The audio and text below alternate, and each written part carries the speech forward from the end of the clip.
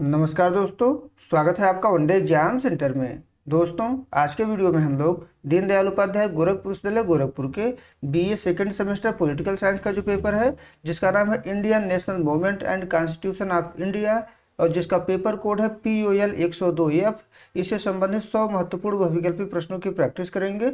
ये हमारा दूसरा प्रैक्टिस सेट है। इसके पहले हम लोगों ने 100 प्रश्नों का एक और प्रैक्टिस सेट कर लिया है। अगर आपने उसको नहीं देखा है तो आप हमारे प्लेलिस्ट में जाकर के देख सकते हैं। चलिए बिना देर किए प्रश्नों की प्रैक्टिस शुरू करते हैं। आपका पहला प्रश्न है, राज्य के नीति निर्देशक सिद्धांतों को लागू करना किसका कर्तव्य माना जाता है? तो राज्य के नीति निर्देशक सिद्धांतों को लागू करना राज्य का कर्तव्य माना जाता है। पहले का बी ऑप्शन आपका सही हो जाएगा। दूसरा प्रश्न देख लेते हैं। इसमें आपसे पूछा गया है कि संविधान के किस अनुच्छेद में ग्राम पंचायतों के गठन का निर्देश राज्य को दिया गया है? तो ग्राम पंचायतों के गठन का जो निर्देश है वो अनुच्छेद 40 में दिया गया है। बी ऑप्शन आपका दूसरे का सही हो जाएगा। तीसरा प्रश्न है, भारत के नागरिकों के लिए समान नागरिक संहिता का उल्लेख किस अनुच्छेद में है? तो समान नागरिक संहिता का जो उल्लेख है वो अनुच्छेद 44 में किया गया है। सी ऑप्शन आपका तीसरे का सही हो जाएगा। चौथा प्रश्न देख लेते हैं। कार्यपालिका से न्यायपालिका का पृथक्करण संविधान के किस अनुच्छेद में वर्णित है? तो कार्यपालिका से न्यायपालिका का जो पृथक्करण है वो संविधान के अनुच्छेद जो है 50 में वर्णित है। सी ऑप्शन आपका चौथे का सही हो जाएगा। पांचवा प्रश्न देख लेते हैं। इसमें आपसे पूछा गया है कि अंतर्राष्ट्रीय शांति और सुरक्षा को बढ़ावा देने से संबंधित नीति निर्देशक तत्व किस अनुच्छेद में है? तो यह जो है अनुच्छेद 51 में है। सी ऑप्शन आपका पांचवे का सही हो जाएगा। छठा प्रश्न है, मौलिक कर्तव्य मूल रूप से संविधान में नहीं थे, इन्हें संविधान के किस भाग में जोड़ा गया है? तो मौलिक कर्तव्य को संविधान के भाग 4 क में जोड़ा गया है। बी ऑप्शन आपका छठवें का सही हो जाएगा। सातवां प्रश्न देख लेते हैं। गदर पार्टी की स्थापना 1913 में अमेरिका के सैन फ्रांसिस्को में किसने की थी? तो गदर पार्टी की जो स्थापना है वो लाला हरदयाल के द्वारा किया गया था 1913 में। ए ऑप्शन आपका सातवें का सही हो जाएगा। आठवां प्रश्न है, कांग्रेस और मुस्लिम लीग के बीच प्रसिद्ध लखनऊ समझौता किस वर्ष हुआ था? तो लखनऊ समझौता जो है 1916 में हुआ था। सी ऑप्शन आपका आठवें का सही हो जाएगा। नौवां प्रश्न है, भारत में होम रूल लीग आंदोलन किसके द्वारा शुरू किया गया था? तो भारत में होम रूल लीग आंदोलन जो है एनी बेसेंट और बाल गंगाधर तिलक के द्वारा शुरू किया गया था। ए ऑप्शन आपका नौवें का सही हो जाएगा। 10वां प्रश्न है। इसमें आपसे पूछा गया है कि वर्ष 1919 के जलियांवाला बाग हत्याकांड के विरोध में किसने ब्रिटिश सरकार की नाइटहुड की उपाधि लौटा दी थी? तो नाइटहुड की उपाधि जो है रविंद्रनाथ टैगोर ने लौटा दी थी। बी ऑप्शन आपका 10वें का सही हो जाएगा। 11 नंबर प्रश्न देख लेते हैं। महात्मा गांधी को महात्मा की उपाधि किसने दी थी? तो महात्मा गांधी को महात्मा की जो उपाधि है वो रविंद्रनाथ टैगोर के द्वारा दिया गया था। सी ऑप्शन आपका 11 का सही हो जाएगा। 12 नंबर प्रश्न है, स्वराज पार्टी की स्थापना 1923 में किसके द्वारा की गई थी? तो स्वराज पार्टी की स्थापना जो है चित्तरंजन दास और मोतीलाल नेहरू के द्वारा किया गया था। बी ऑप्शन आपका 12 का सही हो जाएगा।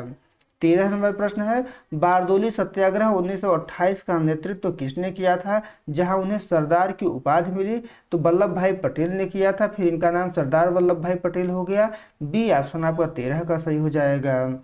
आगे बढ़ते हैं। 14 नंबर प्रश्न है, 1932 में महात्मा गांधी और भीमराव अंबेडकर के बीच कौन सा ऐतिहासिक समझौता हुआ था? तो महात्मा गांधी और अंबेडकर के बीच 1932 में पूना पैक्ट हुआ था। सी ऑप्शन आपका 14 का सही हो जाएगा। 15 नंबर प्रश्न है, कांग्रेस के किस अधिवेशन में सुभाष चंद्र बोस ने पहली बार पट्टाभी सीतारमैया को हराकर अध्यक्ष पद जीता था? तो 15 का आपका बी ऑप्शन सही हो जाएगा। 1939 का जो त्रिपुरी अधिवेशन था, इसमें सुभाष चंद्र बोस ने पट्टाभी सीतारमैया को हरा करके कांग्रेस में अध्यक्ष पद स्वीकार किया था। बी ऑप्शन आपका 15 का सही हो जाएगा। 16 नंबर प्रश्न है, किस अधिनियम द्वारा भारत में पहली बार मुसलमानों के लिए पृथक निर्वाचन मंडल की व्यवस्था की गई? तो मुसलमानों के लिए पृथक निर्वाचन मंडल की जो व्यवस्था है वो मार्ले मिंटो सुधार अधिनियम 1909 के द्वारा किया गया था। बी ऑप्शन आपका 16 का सही हो जाएगा। 17 नंबर प्रश्न है, इसमें आपसे पूछा गया कि भारत में एक संघीय न्यायालय की स्थापना किस अधिनियम के तहत की गई थी? तो संघीय न्यायालय की स्थापना 1935 के अधिनियम के तहत की गई थी। सी ऑप्शन आपका 17 का सही हो जाएगा। 18 नंबर प्रश्न है, कैबिनेट मिशन योजना के तहत संविधान सभा में कुल कितने सदस्य निश्चित किए गए थे? तो संविधान सभा में कुल जो है 389 सदस्य निश्चित किए गए थे कैबिनेट मिशन योजना के तहत। बी ऑप्शन आपका 18 का सही हो जाएगा। 19 नंबर प्रश्न है, संविधान सभा के संवैधानिक सलाहकार कौन थे? तो संविधान सभा के संवैधानिक सलाहकार जो है BN राव थे। बी ऑप्शन आपका 19 का सही हो जाएगा। 20 नंबर प्रश्न देख लेते हैं। इसमें आपसे पूछा गया है कि संविधान सभा द्वारा भारत के राष्ट्रीय ध्वज को कब स्वीकार किया गया था? तो भारत के राष्ट्रीय ध्वज को 22 जुलाई 1947 को स्वीकार किया गया था। ए ऑप्शन आपका 20वें का सही हो जाएगा। 21 नंबर प्रश्न देख लेते हैं। इसमें आपसे पूछा गया है कि संविधान सभा द्वारा जन गण मन को राष्ट्रगान के रूप में कब अपनाया गया? तो जन गण मन को राष्ट्रगान के रूप में 24 जनवरी 1950 को अपनाया गया था। सी ऑप्शन आपका 21 का सही हो जाएगा। 22 नंबर प्रश्न देख लेते हैं। इसमें आपसे पूछा गया है कि भारतीय संविधान को बनने में कुल कितना समय लगा था? तो भारतीय संविधान को बनने में कुल जो है भारतीय संविधान को बनने में कुल 2 वर्ष 11 माह 18 दिन लगा हुआ था। ए ऑप्शन आपका 22 का सही हो जाएगा। 23 नंबर प्रश्न देख लेते हैं। इसमें आपसे पूछा गया कि भारतीय संविधान का मूल ढांचा किस अधिनियम से अत्यधिक प्रभावित है या उसका लगभग 2/3 हिस्सा कहां से लिया गया है? तो 23 का आपका जो है सी ऑप्शन सही हो जाएगा। भारत सरकार अधिनियम 1935 से लिया गया है, यानी भारत के संविधान का जो 2/3 हिस्सा है वो इसी अधिनियम से लिया गया है। सी ऑप्शन आपका 23 का सही हो जाएगा। 24 नंबर प्रश्न है, भारतीय संविधान की कुंजी किसे कहा जाता है? तो भारतीय संविधान की कुंजी जो है संविधान की प्रस्तावना को कहा जाता है। सी ऑप्शन आपका 24 का सही हो जाएगा। 25 नंबर प्रश्न है, अब तक भारतीय संविधान की प्रस्तावना में कितनी बार संशोधन किया जा चुका है? तो भारतीय संविधान की प्रस्तावना में अब तक जो है केवल 1 बार संशोधन किया गया है। ये ऑप्शन आपका 25 का सही हो जाएगा। 26 नंबर प्रश्न देख लेते हैं। इसमें आपसे पूछा गया है कि भारतीय संविधान की प्रस्तावना में स्वतंत्रता, समानता और बंधुत्व के आदर्श किस देश की क्रांति से लिए गए हैं? तो फ्रांसीसी क्रांति से लिए गए हैं। बी ऑप्शन आपका 26 का सही हो जाएगा। 27 नंबर प्रश्न देख लेते हैं। इसमें आपसे पूछा गया है कि संसद को नागरिकता के संबंध में कानून बनाने का अधिकार संविधान का कौन सा अनुच्छेद प्रदान करता है? तो नागरिकता के संबंध में कानून बनाने का जो अधिकार है वो अनुच्छेद 11 प्रदान करता है। डी ऑप्शन आपका 27 का सही हो जाएगा। 28 नंबर प्रश्न है, कोई व्यक्ति स्वेच्छा से किसी विदेशी राज्य की नागरिकता प्राप्त कर लेता है तो उसकी भारतीय नागरिकता स्वतः समाप्त हो जाएगी। यह किस अनुच्छेद में है? तो यह जो है अनुच्छेद 9 कहता है कि कोई व्यक्ति अगर विदेशी नागरिकता प्राप्त कर लेता है स्वेच्छा से तो भारत में उसकी नागरिकता समाप्त हो जाएगी। सी ऑप्शन आपका 28 का सही हो जाएगा। 29 नंबर प्रश्न देख लेते हैं।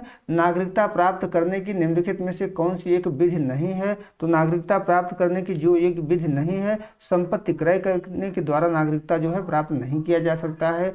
डी ऑप्शन आपका 29 का सही हो जाएगा। 30 नंबर प्रश्न देख लेते हैं। भारतीय संविधान के किस भाग को भारत का मैग्ना कार्टा कहा जाता है? तो भारत का मैग्ना कार्टा जो है भाग 3 को कहा जाता है, जिसमें मौलिक अधिकार दिया गया है।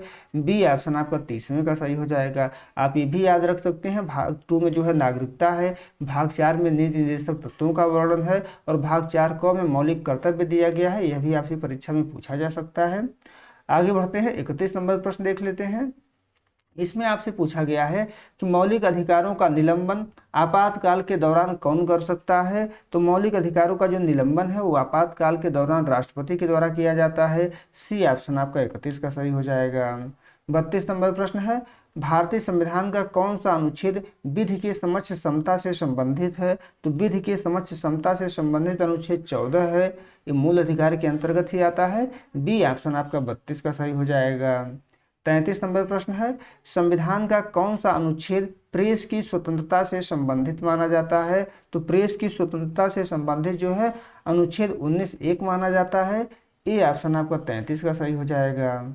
34 नंबर प्रश्न है, अनुच्छेद 21 में निम्नलिखित में से किस अधिकार का उल्लेख है? तो अनुच्छेद 21 में जो है प्राण एवं दैहिक स्वतंत्रता का संरक्षण का उल्लेख है।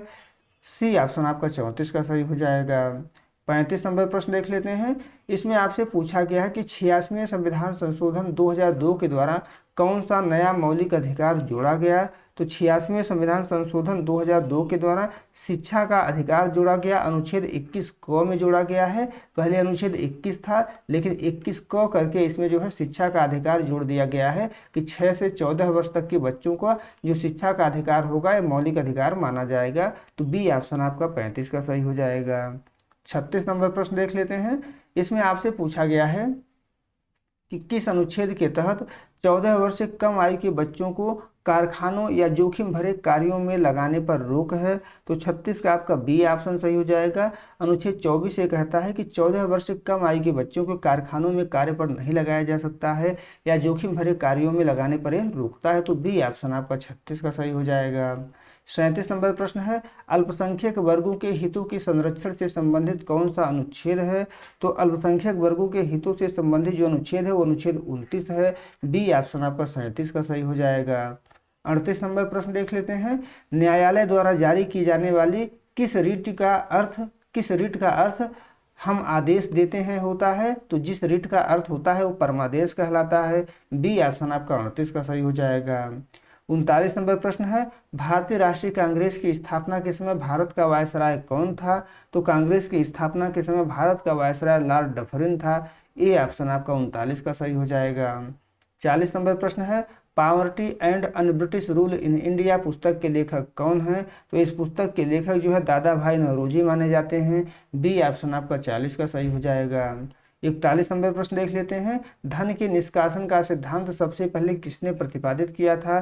तो धन के निष्कासन का सिद्धांत सबसे पहले दादा भाई नौरोजी के द्वारा दिया गया था। ए ऑप्शन आपका 41 का सही हो जाएगा।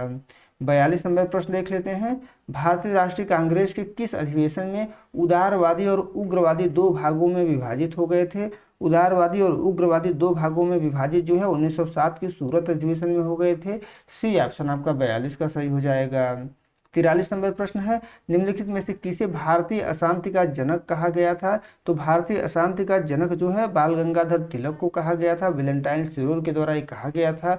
बी ऑप्शन आपका 43 का सही हो जाएगा। 44 नंबर प्रश्न है, ब्रिटिश सरकार द्वारा बंगाल विभाजन को किस वर्ष रद्द किया गया?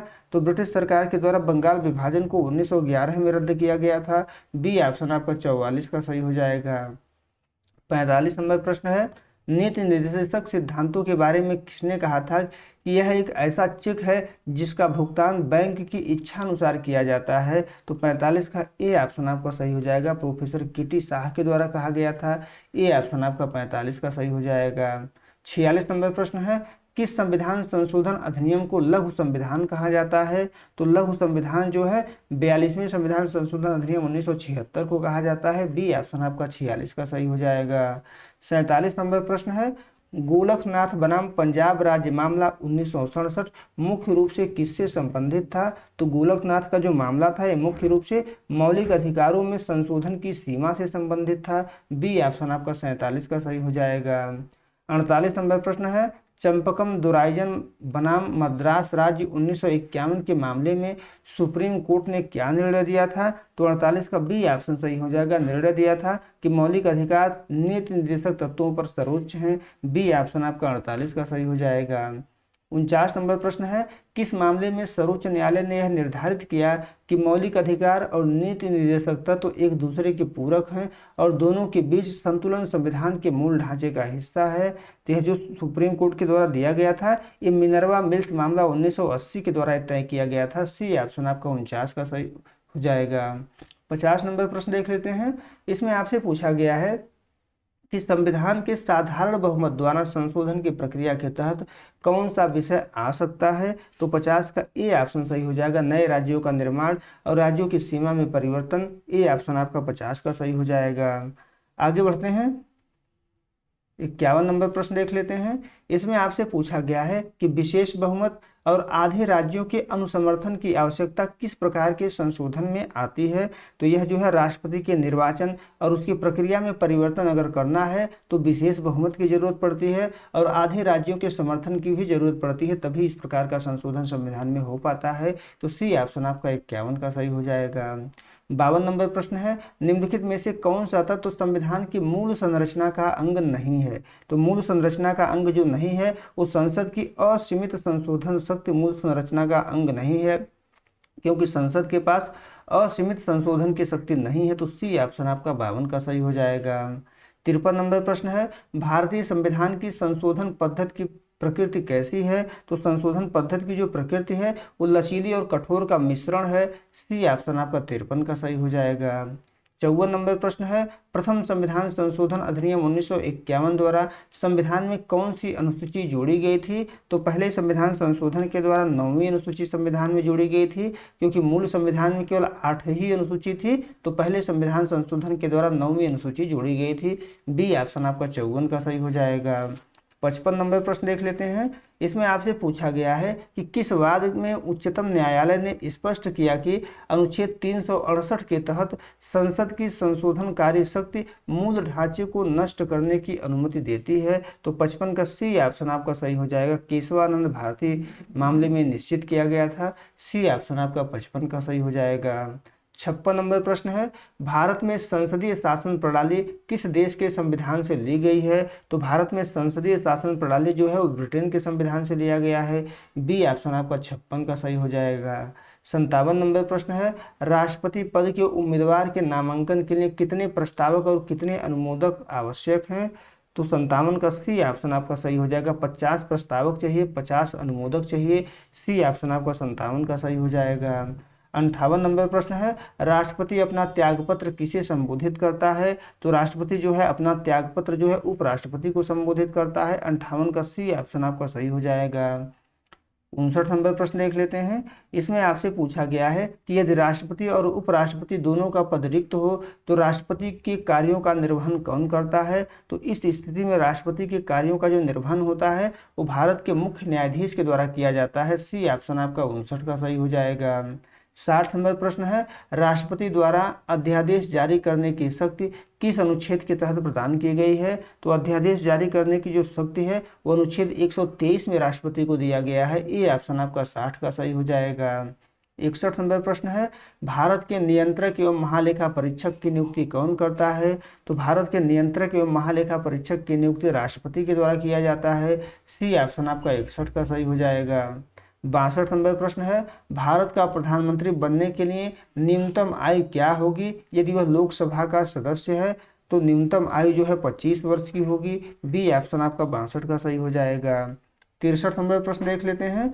इसमें आपसे पूछा गया है कि केंद्रीय मंत्रिमंडल की बैठकों की अध्यक्षता कौन करता है? तो केंद्रीय मंत्रिमंडल की बैठकों की जो अध्यक्षता है वो प्रधानमंत्री के द्वारा किया जाता है। सी ऑप्शन आपका 63 का सही हो जाएगा। 64 नंबर प्रश्न है, लोकसभा में अधिकतम सदस्यों की संख्या कितनी हो सकती है? तो लोकसभा में अधिकतम सदस्यों की संख्या जो है, लोकसभा में अधिकतम सदस्यों की संख्या जो है 550 हो सकती है।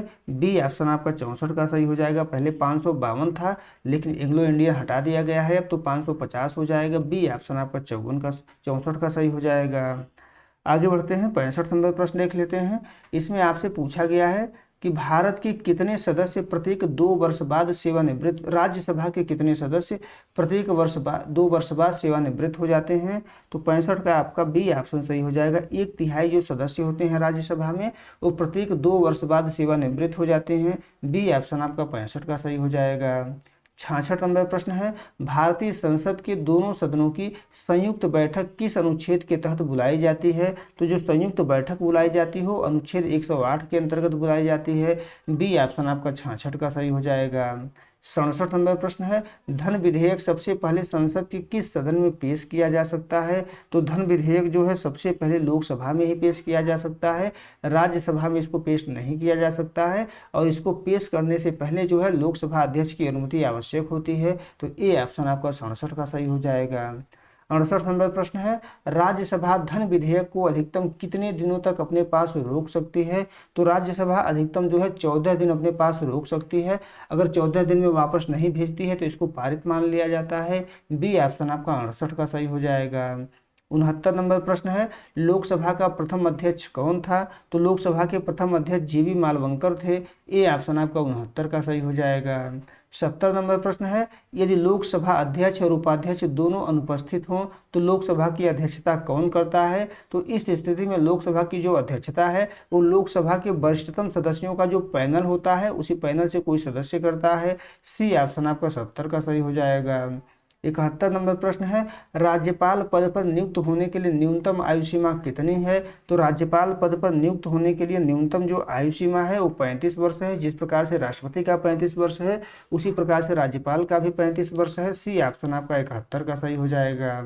72 नंबर प्रश्न है, किसी राज्य के राज्यपाल को पद और गोपनीयता की शपथ कौन दिलाता है? तो राज्य के राज्यपाल को पद और गोपनीयता की जो शपथ होती है वो संबंधित राज्य के उच्च न्यायालय का मुख्य न्यायाधीश दिलवाता है। सी ऑप्शन आपका 72 का सही हो जाएगा। आगे बढ़ते हैं, 73 नंबर प्रश्न देख लेते हैं। इसमें आपसे पूछा गया है कि राज्य स्तर पर मंत्रियों की नियुक्ति राज्यपाल किसकी सलाह पर करता है? तो राज्य स्तर पर मंत्रियों की नियुक्ति राज्यपाल जो है मुख्यमंत्री की सलाह पर करता है। बी ऑप्शन आपका 73 का सही हो जाएगा। 74 नंबर प्रश्न है।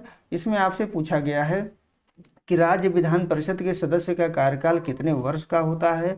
तो राज्य विधान परिषद के सदस्यों का जो कार्यकाल होता है वो 6 वर्ष का होता है। बी ऑप्शन आपका 74 का सही हो जाएगा। 75 नंबर प्रश्न देख लेते हैं। इसमें आपसे पूछा गया है कि किसी राज्य में विधान परिषद की स्थापना या समाप्ति का अधिकार किसे है? तो विधान परिषद की स्थापना या समाप्ति का जो अधिकार है वो संसद को है। संबंधित राज्य की विधानसभा के संकल्प पारित करने पर संसद यह निर्णय ले सकता है। तो बी ऑप्शन आपका 75 का सही हो जाएगा।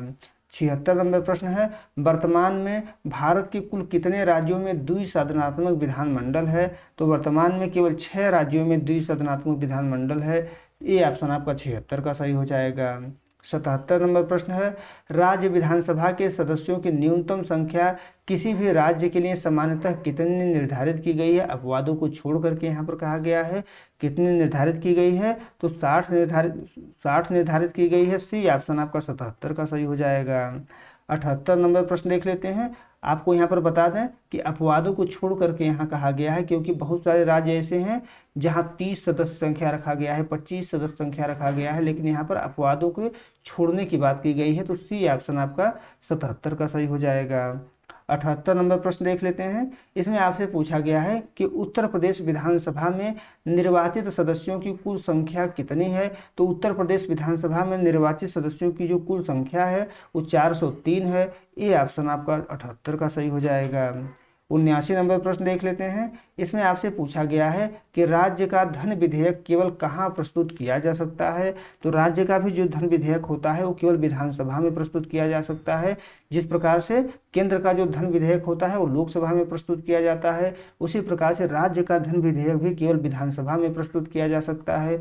बी ऑप्शन आपका 79 का सही हो जाएगा। 80 नंबर प्रश्न देख लेते हैं।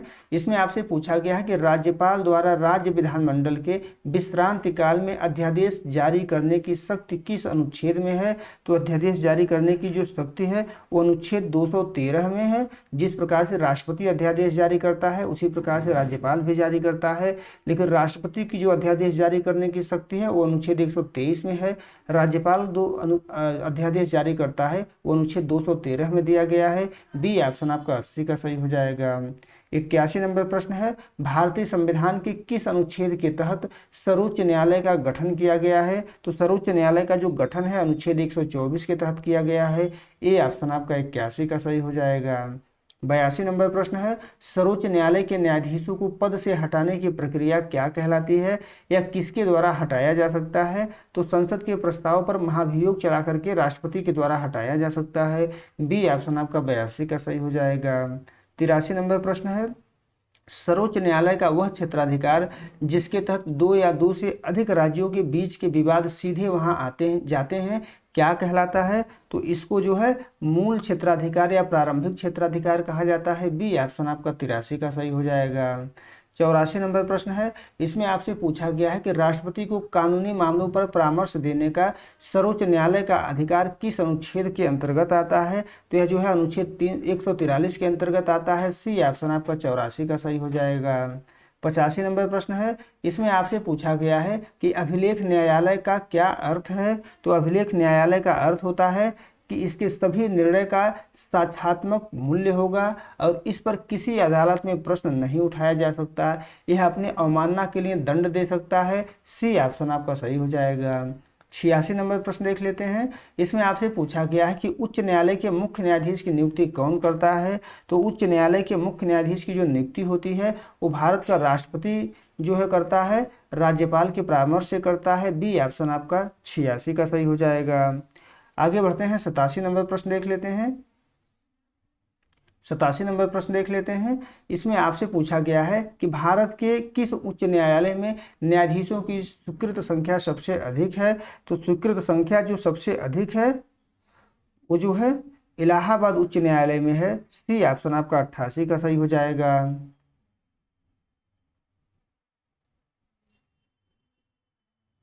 इस 87 नंबर दोस्तों प्रश्न छूट गया था, तो इसको फिर से देख लेते हैं।